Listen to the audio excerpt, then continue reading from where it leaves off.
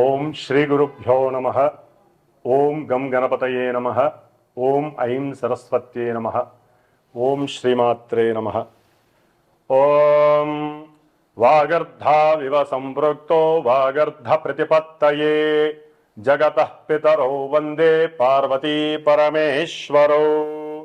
ఓం చతుర్భుజే చంద్రకళావతంసే కుచోన్నతే కుంకుమరాగశోనే पुण्ड्रेक्षुपाशाङ्कुशपुष्पबाणहस्ते नमस्ते जगदेकमातः श्रीवाग्देव्यै नमः. ॐ पार्वतीपरमेश्वराभ्यां नमः. ॐ भास्कराय विद्महे महज्ज्योतिकराय धीमहि तन्नो आदित्यः प्रचोदयात्. నిత్యము కూడా సనాతన ధర్మాన్ని ఆచరిస్తూ ఈ యొక్క భరతఖండంలో జన్మించినటువంటి సమస్త మానవులంతా కూడా ఈ యొక్క ఛానల్స్ ద్వారా అంటే భక్తిని ప్రేరేపించేటటువంటి మన యొక్క శాస్త్రధర్మంలో ఉన్నటువంటి నవగ్రహ జ్యోతిష్యాన్ని మరి అత్యంత తెలివిగా ప్రదర్శిస్తున్నటువంటి ఈ యొక్క ఛానల్స్ ద్వారా ఎన్నో కోట్ల మంది ఖండాంతరాల్లో ఉండి కూడా ఈ యొక్క జ్యోతిష్య పరిజ్ఞానాన్ని వింటూ ఆస్వాదిస్తూ వారికి కలిగేటటువంటి ఇబ్బందికరమైనటువంటి పరిస్థితుల్ని ముందుగా తెలుసుకొని వాటిల్ని చక్కబెట్టుకొని, ఎందుకంటే ఈ యొక్క గ్రహాలు మొత్తం కూడా మన యొక్క మనసు మీద ప్రభావితం చేస్తాయి కాబట్టి వాటి యొక్క చారలు ఏ విధంగా భ్రమిస్తున్నాయి ఈ అంతరిక్షంలో అనేది ముందే తెలుసుకొని చక్కగా వాటికి సంబంధించినటువంటి కొన్ని పరిహారాలని కూడా వారు అనుభవిస్తూ చేసుకుంటూ ఎంతో సుఖమయమైనటువంటి జీవితాన్ని అనుభవిస్తున్నారు. కాబట్టి ఇప్పుడు ముఖ్యంగా మనకి ఈ సంవత్సరం మార్చి 30వ తేదీ 2025వ సంవత్సరమున ఉగాది అనగా యుగాది అంటే క్రోధినామ సంవత్సరాన్ని వదిలివేసి తరువాత వచ్చేటటువంటి శ్రీ విశ్వావసు నామ సంవత్సరం. మరి ఈ సంవత్సరంలో ద్వాదశ రాశుల వారికి ఏ విధమైనటువంటి ఫలితాలు ఉంటాయి? ముఖ్యంగా ఈ విశ్వావసు నామ సంవత్సరానికి అధిష్టాన దేవుడు వైశ్వానరుడు అనేటటువంటి అగ్ని భగవానుడు. అంటే మనకి అగ్ని ద్వారా ఈ భూలోకంలో సమస్త మానవాళికి మంచి చెడు రెండింటికి ఉపయోగించేది అగ్నిదేవుడు. ఆ అగ్ని కిరణాల వలన మనకి ఎన్నో రకాలైనటువంటి చక్కగా ఉపయోగాలు ఉన్నాయి, ఇబ్బందులు ఉన్నాయి. కాబట్టి అగ్నికి అధిష్టాన దేవుడు ఆ సూర్య భగవానుడు కాబట్టి ఆయన యొక్క కాంతి కిరణాలు లోకాలన్నీ కూడా చక్కగా ప్రకాశింపజేస్తూ లోకాన్ని సుభిక్షంగా ఉంటూ ఆరోగ్యాన్ని ప్రసాదిస్తూ సమస్త జీవరాశుల్ని కూడా పోషిస్తున్నటువంటి ఆ సూర్య భగవానుడికి శ్రీ విశ్వావసు నామ సంవత్సరంలో వచ్చేటటువంటి గ్రహాల యొక్క స్థితిగతులన్నీ కూడా ఆయన వలన రక్షించాలని మనస్ఫూర్తిగా కోరుకుంటూ, మరి ఈ యొక్క శ్రీ విశ్వావసు నామ సంవత్సరంలో ప్రజలందరూ కూడా తమ యొక్క కుటుంబాలలో ఉన్నటువంటి సమస్త జనులతో విశ్వాసంగా, భక్తితో, ప్రేమతో, ఎటువంటి గొడవలు కలహాలు లేకుండా వారికి ఉన్నటువంటి గ్రహస్థితి రీత్యా అంటే జన్మజాతకంలో వారు అనుభవిస్తున్నటువంటి గ్రహాల యొక్క దశలు కానీ, అంతర్దశలు కానీ, విదశల ద్వారా కానీ,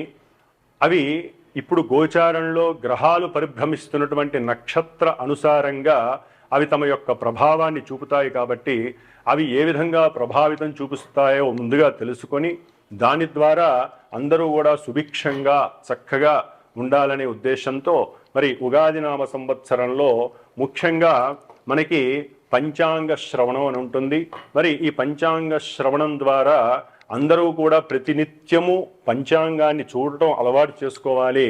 ఎందుకంటే పంచాంగము అంటే పంచభూతాల చేతిలో వాటి యొక్క అధీనంలో ఉండేటటువంటి మన యొక్క పంచేంద్రియాలను చక్కగా వృద్ధి చేసి, అంటే బుద్ధిని జ్ఞానాన్ని వృద్ధి చేసే విధంగా ఈ పంచాంగం మనకి తోడ్పడుతుంది. నిత్యము మానవాళికి ఉపయోగపడేటటువంటి ఎన్నో రకాలైనటువంటి శుభ ప్రయాణాలు కావచ్చు, శుభ కార్యాలను కావచ్చు, ఈ తిథి వార నక్షత్ర యోగ కరణాల ద్వారా తెలుసుకోవటం అనేటటువంటిది చాలా ముఖ్యమైనటువంటి విధి విశేషం. మరి ఈ ఈ యొక్క పంచాంగం ద్వారా మానవాళికి తిథేశ్చ శ్రియమాప్నోతి అనగా తిథిని తెలుసుకోవటం ద్వారా చక్కగా లక్ష్మీ అనుగ్రహం కలుగుతుంది. అట్లాగే వారాత్ ఆయుష్వర్ధనం, ఈరోజు ఏ వారము అని తెలుసుకోవడం ద్వారా ఆయువు పెరుగుతుంది అని అర్థము.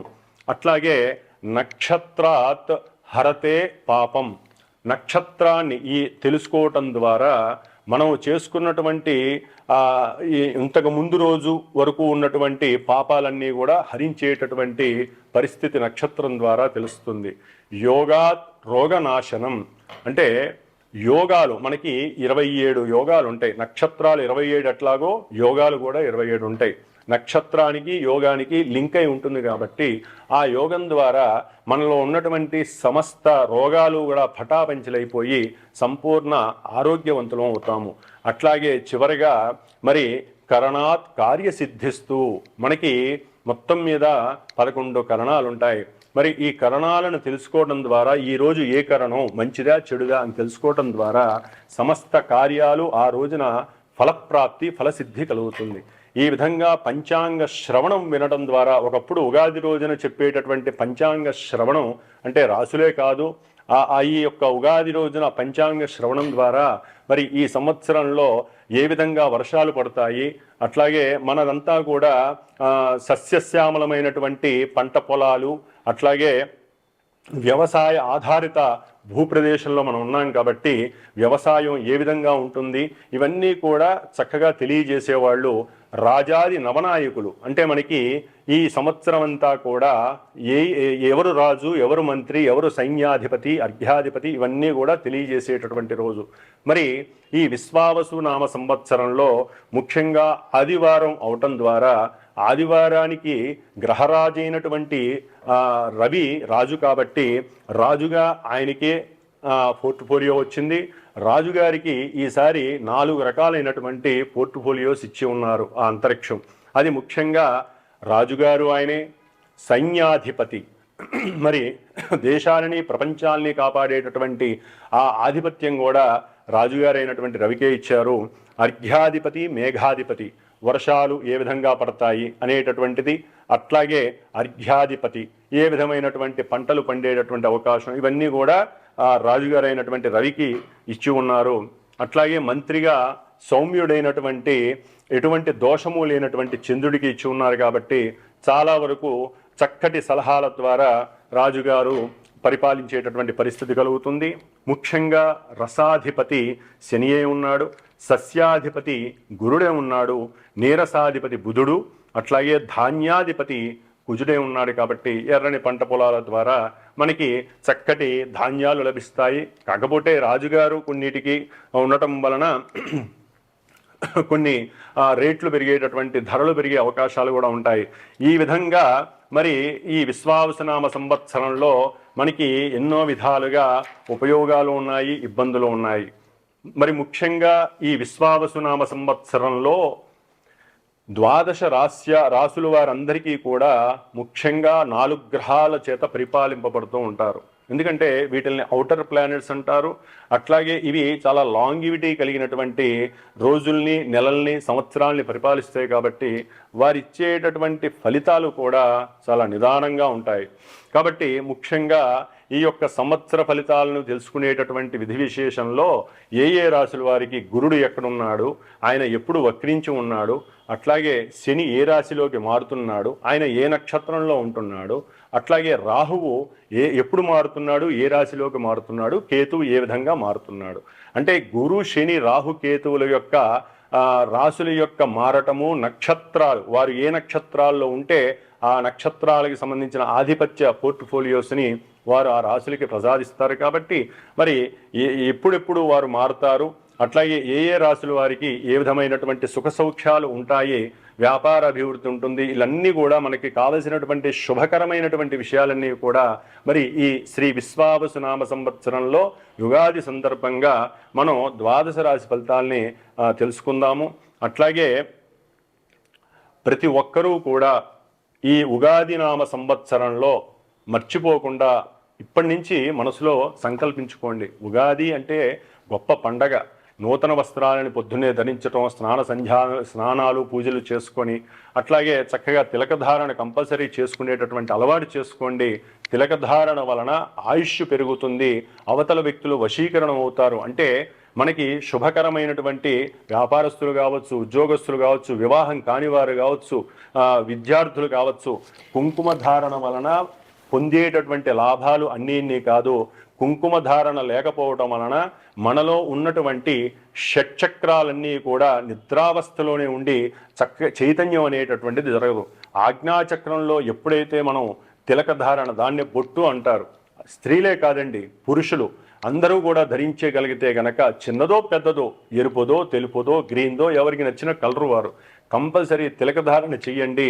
ఇది మన సనాతన ధర్మంలో తిలకధారణ అనేటటువంటిది ముఖ్యమైనటువంటి ఈ యొక్క ఆజ్ఞాచక్రం, ముఖానికి సంబంధించినటువంటి ఆజ్ఞాచక్రంలో అమ్మవారికి మనం పెడుతున్నటువంటి ప్రసాదంగా భావించండి. ఉదయాన్నే బొట్టు పెట్టిన వాళ్ళు మళ్ళీ స్నానం చేసేంత వరకు కూడా ఆ బొట్టు అట్లాగే ఉంటుంది. కాబట్టి బొట్టు పెట్టడం అలవాటు చేసుకోండి. ప్రతి ఇంట్లో కూడా మగవారు తప్పనిసరిగా బయటికి వెళ్ళేటప్పుడు ఉదయంలో ఆఫీసు వ్యక్తులైనా సరే, ఉద్యోగానికి వెళ్ళేవారు, లేకపోతే వ్యాపారస్తులైనా సరే, లేదా ఇంట్లో తమ పనులు చేసుకునే మగవారైనా సరే ముందు దీపారాధన చేయటం అలవాటు చేసుకోవాలి.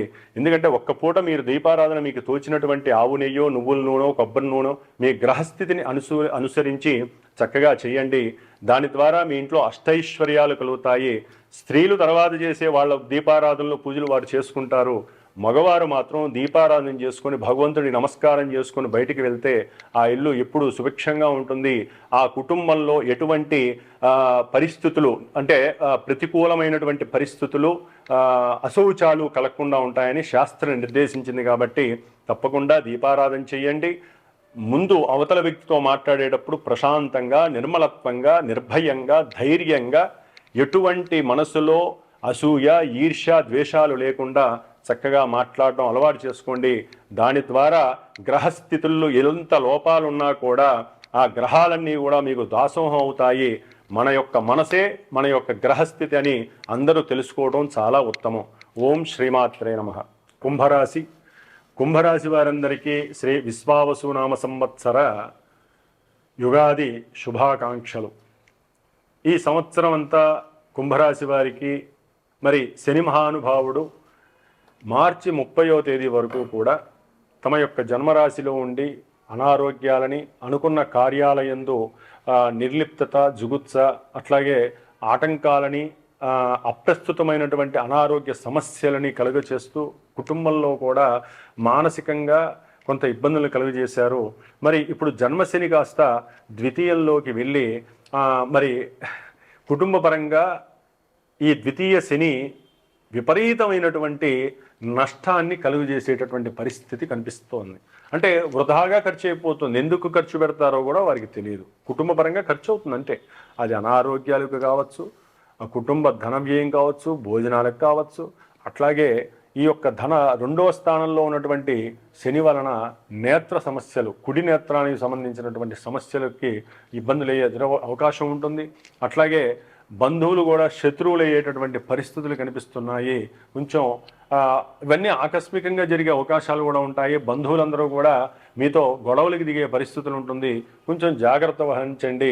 కుటుంబ వ్యవహారాల్లో కుటుంబంలో ఉన్నటువంటి పెద్ద వ్యక్తులతో కొంచెం జాగ్రత్త వహించండి. తొందరగా దుర్భాషలు మాట్లాడకండి. నిదానంగా ఆలోచించి మాట్లాడడం ద్వారా మీకు ఏదైనా సరే అవతల వ్యక్తుల నుంచి గనక మీకు ఏదైనా ఇబ్బందులు కలిగితే మిమ్మల్ని మీరే తమాయించుకొని మాట్లాడగలిగితే చాలా వరకు కుటుంబ సమస్యల నుంచి మీరు విన్నాడచ్చు. ఖర్చులు కూడా ఇది అవసరమా అనేటటువంటి ఆలోచన మీరు చేస్తేనే ఖర్చుని ఆపుకునే పరిస్థితి కలుగుతుంది. లేకపోతే అనవసరంగా దుబారా అయిపోతుంది కుటుంబ పరంగా. అట్లాగే ఈ 30వ తేదీన మరి చాలా వరకు ఈ కుంభరాశి వారికి 2వ స్థానంలో 6 గ్రహాలు, తర్వాత 5, తర్వాత 4 ఇన్ని గ్రహాల కూటమి చాలా ఇబ్బందికరమైనటువంటి పరిస్థితులను కలుగజేస్తుంది. ముఖ్యంగా మే 18 వరకు కూడా ద్వితీయ రాహువు అష్టమంలో కేతు వలన వీరు చాలా ఇబ్బందులు పడ్డారు. ఈ మే 18 తర్వాత రాహు జన్మరాశిలోకి వస్తాడు, కేతువు సప్తమంలోకి వస్తాడు. కాబట్టి భార్యాభర్తల మధ్య ప్రేమానురాగాల్లో కొంత వైవిధ్యమైనటువంటి ఇబ్బందికరమైనటువంటి పరిస్థితులు ఎదురవుతాయి. ఒకరంటే ఒకరికి ఇబ్బందికరమైనటువంటి దుర్భాషలు ఆడుకోవటం, లేకపోతే కొంచెం నెర్వస్గా ఫీల్ అవ్వటం, మాట్లాడడానికి కూడా మొహమాట పడటం, కుటుంబంలో తండ్రితో కొంచెం విభేదం కలగటం, ఇలా ఒకటి కాదులేండి చాలా ఇబ్బందికరమైనటువంటి పరిస్థితులు రాహుకేతువులను కలుగుతాయి. అయితే గురుడు వీరికి మే 14 వరకు కూడా 4వ స్థానంలో ఉండటం ద్వారా కొన్ని గృహపరంగా ఆర్థికంగా ఇబ్బందులు కలిగినప్పటికీ కూడా ఇప్పుడు మే 14 నుంచి అక్టోబర్ 18 వరకు కూడా ఈ గురుడు పంచమంలోకి మిథున రాశిలోకి రావడం చేత వీరికి చాలా వరకు ఆర్థిక పరంగా లాభం కలుగుతుంది, సంతానపరమైనటువంటి లాభం కలుగుతుంది. అనుకున్నటువంటి మానసిక సంకల్పము కానీ మీరు చేసేటటువంటి వృత్తి ఉద్యోగ వ్యాపారాదుల్లో ఈ కుంభరాశి వారికి ఆర్థిక లాభాదేవీలు కలుగుతాయి. సెన్సెక్స్ కానీ షేర్స్ కానీ లేకపోతే ఏదైనా గవర్నమెంట్కి సంబంధించినటువంటి విషయాల్లో మీరు ఏదైనా పెట్టి ఉన్నా, లేకపోతే భార్య పేరుతో ఏదైనా కూడా డబ్బులు వేసినా అవి కలిసి వచ్చే అవకాశాలు గురుడు ద్వారా కలుగుతాయి అక్టోబర్ 18 లోపల. కాబట్టి సంతానపరంగా కూడా కొంత సంకల్ప సిద్ధి కలిగేటటువంటి అవకాశము కలుగుతుంది. ఈ గురుడు యొక్క దృష్టి లాభస్థానం మీద పడేసరికి తీర్థయాత్రలు, అట్లాగే పెద్ద పెద్ద గురువులతో సత్సంగాలు, అట్లాగే వారితో మాట్లాడటము, వారి యొక్క ఆశీర్వచన బలము, మీకు ఏకాగ్రత పెరగటము, పూర్వ పుణ్యఫలం అనేది మీకు లభించటము, మీరు చేసేటటువంటి వ్యాపారంలో ఉన్నతమైనటువంటి జ్ఞానం జిజ్ఞాసగా మారటం, వృద్ధి చెందటం, కుటుంబంలో కాస్త అవతల వ్యక్తుల నుంచి అంటే స్నేహితుల ద్వారా మీకు కొంత సహాయ సహకారాలు ధనపరంగా లభించటము, కుటుంబంలో వృద్ధి కలగటము, ఇట్లా గురువు వలన కలుగుతాయి. అక్టోబర్ 18 తర్వాత ఈ సంవత్సరం ఈ కుంభరాశి వారికి 6వ స్థానంలో గురుడు ఉచ్చస్థితిని పొందడం ద్వారా ఉద్యోగంలో ఒక టాప్ స్టేజ్లో ఉంటారు. చక్కగా సౌకర్యవంతమైనటువంటి ఉద్యోగం ద్వారా అఖండమైనటువంటి ధనలాభాన్ని మీరు పొందే అవకాశం ఉంటుంది. శత్రువులు మిత్రువులుగా మారిపోతారు, ఎటువంటి రోగాలైనా పటాపంచలైపోతాయి. కాబట్టి గురువు షష్ఠమంలో ఉండటం ద్వారా మంచి ఉన్నతమైనటువంటి ఆరోగ్య సిద్ధి కలిగేటటువంటి అవకాశము, శత్రు రోగ రుణబాధాలు తీరిపోయే పరిస్థితులు కలుగుతాయి. కాబట్టి ఏదేమైనప్పటికీ వీరు సుబ్రహ్మణ్య ఆరాధన చేసుకోవటం, రాహుకేతువుల జపము, హోమము, సుబ్రహ్మణ్య పాశుపత హోమం చేసుకోవడం ద్వారా భార్యాభర్తల మధ్య వ్యాపార విషయాలు, తండ్రి విషయాలలో కొంత అనుకూలత కలగడానికి అవకాశం ఉంటుంది. ఓం శ్రీమాత్రే నమః.